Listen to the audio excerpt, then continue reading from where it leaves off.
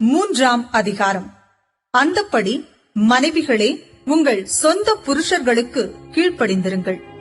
அப்பொழுது அவர்களில் யாராவது திருவசனத்திற்கு கீழ்ப்படியாதவர்களாயிருந்தால் பயபக்தியோடு கூடிய உங்கள் கற்புள்ள நடக்கையை அவர்கள் பார்த்து போதனையின்றி மனைவிகளின் நடக்கையினாலேயே ஆதாயப்படுத்திக் கொள்ளப்படுவார்கள்.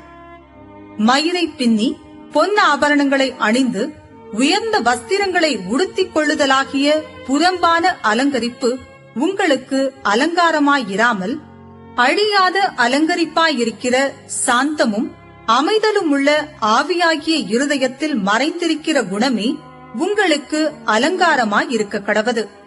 அதுவே தேவனுடைய பார்வையில் விலையேற பெற்றது. இப்படியே பூர்வத்தில் தேவனிடத்தில் நம்பிக்கையாயிருந்த பரிசுத்த ஸ்திரீகளும் தங்களுடைய புருஷர்களுக்கு கீழ்ப்படிந்து தங்களை அலங்கரித்தார்கள். அந்தபடியே சாராள் ஆபிரகாமை ஆண்டவன் என்று சொல்லி அவனுக்கு கீழ்ப்படிந்திருந்தாள். நீங்கள் நன்மை செய்து ஒரு ஆபத்துக்கும் பயப்படாதிருந்தீர்களானால் அவளுக்கு பிள்ளைகளாயிருப்பீர்கள். அந்தபடி புருஷர்களே, மனைவியானவள் பலவீன பாண்டமாயிருக்கிறபடியினால் உங்கள் ஜெபங்களுக்கு தடை வராதபடிக்கு நீங்கள் விவேகத்தோடு அவர்களுடனே வாழ்ந்து உங்களுடனே கூட அவர்களும் நித்திய ஜீவனாகிய கிருபையை சுதந்தரித்துக் கொள்ளுகிறவர்களானபடியினால் அவர்களுக்கு செய்ய வேண்டிய கனத்தை செய்யுங்கள். மேலும் நீங்கள் எல்லாரும் ஒருமனப்பட்டவர்களும் இரக்கமுள்ளவர்களும் சகோதர சிநேகமுள்ளவர்களும் மன உருக்கமுள்ளவர்களும் இணக்கமுள்ளவர்களுமாயிருந்து தீமைக்கு தீமையையும் உதாசனத்துக்கு உதாசனத்தையும் சரிக்கட்டாமல் அதற்கு பதிலாக நீங்கள் ஆசீர்வாதத்தை சுதந்தரித்துக் கொள்ளும்படி அழைக்கப்பட்டிருக்கிறவர்கள் என்று அறிந்து ஆசீர்வதியுங்கள். ஜீவனை விரும்பி நல்ல நாட்களை காண வேண்டும் என்றிருக்கிறவன் பொல்லாப்புக்கு தன் நாவையும் கபடத்துக்கு தன் உதடுகளையும் விலக்கி காத்து பொல்லாப்பை விட்டு நீங்கி நன்மை செய்து சமாதானத்தை தேடி அதை பின்தொடர கடவன். கர்த்தருடைய கண்கள் நீதிமான்கள் மேல் நோக்கமாயிருக்கிறது, அவருடைய செவிகள் அவர்கள் வேண்டுதலுக்கு கவனமாயிருக்கிறது. தீமை செய்கிறவர்களுக்கோ கர்த்தருடைய முகம் விரோதமாயிருக்கிறது.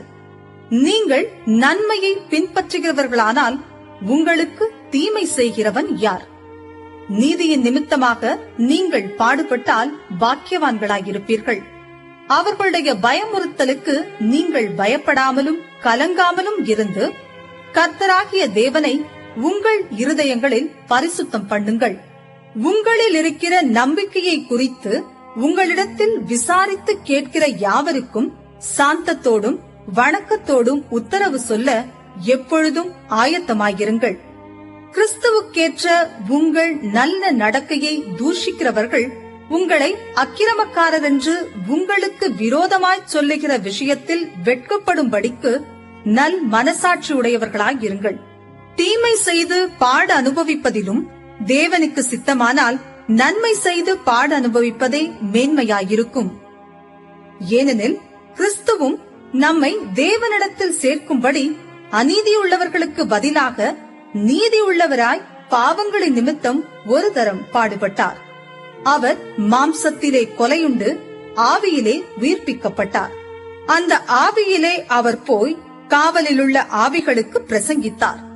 அந்த ஆவிகள் பூர்வத்திலே நோவா பேழையை ஆயத்தம் பண்ணும் நாட்களிலே தேவன் நீடிய பொறுமையோடே காத்திருந்த போது கீழ்ப்படியாமற் போனவைகள்.